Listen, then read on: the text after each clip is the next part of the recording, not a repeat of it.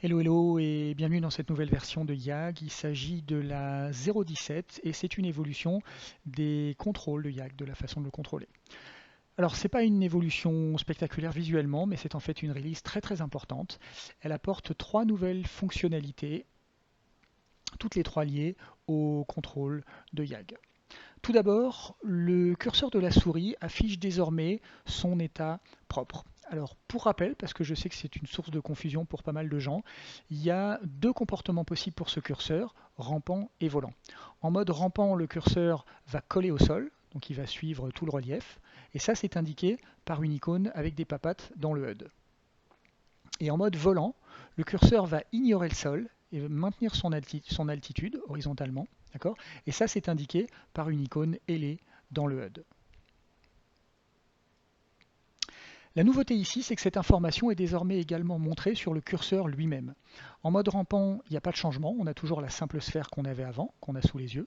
Et en mode volant, un petit satellite est ajouté en orbite autour de la sphère pour indiquer l'état volant. Okay. Le reste fonctionne exactement comme avant, il n'y a rien qu'à changer. Donc on passe toujours d'un mode à l'autre avec les touches X et C. Et bien sûr, YAG peut toujours automatiquement changer ce curseur en fonction du contexte. Donc par exemple, si on sélectionne un pion rampant, le curseur va passer automatiquement en mode rampant. Et si on sélectionne un pion volant, le curseur va automatiquement passer en mode volant. Voilà. Donc pas de gros changement ici, c'est juste une simple addition visuelle sur le curseur 3D en espérant que ça aide à réduire la confusion causée par ce mécanisme. Ensuite, j'ai réécrit une grosse partie du code lié à la possession et j'ai trouvé un moyen de faire fonctionner ensemble la possession et la sélection. Donc en d'autres termes, il est désormais possible de sélectionner un pion qui est possédé. Alors je vais vous faire voir ça très rapidement. On va prendre possession ici de la méduse. Vous voyez que je la déplace avec les touches de déplacement. La nouveauté, c'est que je peux maintenant aussi la sélectionner et la déplacer avec le moyen habituel, avec la souris.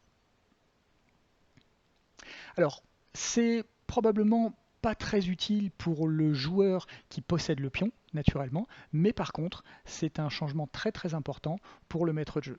Parce que précédemment, il était impossible de sélectionner un pion possédé et ça pouvait être une source énorme de confusion et de frustration pour le maître de jeu de ne pas être capable de sélectionner un pion et parfois de même pas savoir pourquoi. Donc maintenant, le MJ retrouve toute sa puissance et il peut à nouveau contrôler tout ce qu'il voit, posséder ou pas, ce qui est une très bonne chose.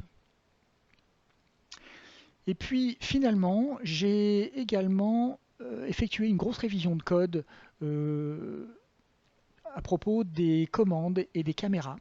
Et le résultat, c'est que les contrôles dans YAG ont reçu une grosse évolution en fait.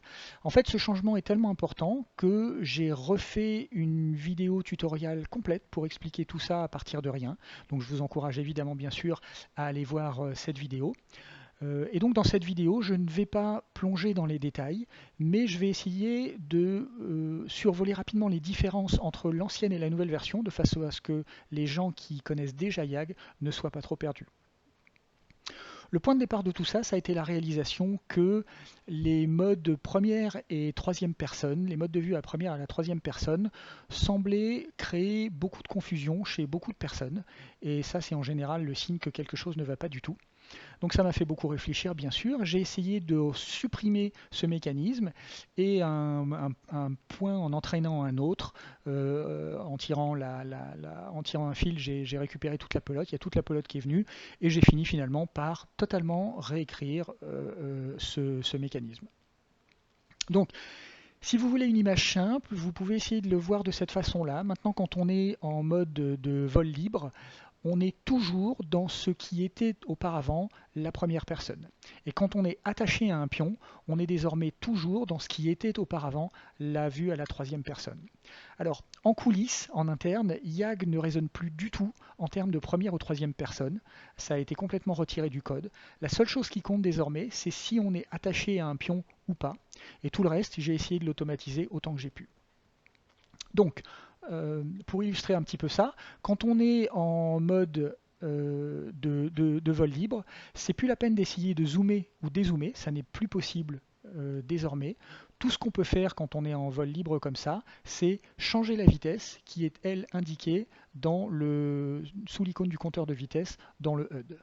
Ok, avec pareil la molette pour augmenter ou diminuer et le double clic pour resetter. Ça reste vrai. Mais on peut juste changer la vitesse, il n'y a plus de zoom quand on est en vol libre. A l'inverse, quand on est attaché à un pion, la seule chose qu'on peut faire maintenant, c'est simplement de zoomer. Et donc ça, c'est indiqué désormais par une icône de zoom qui nous donne également un chiffre qui est la distance de zoom. Voilà.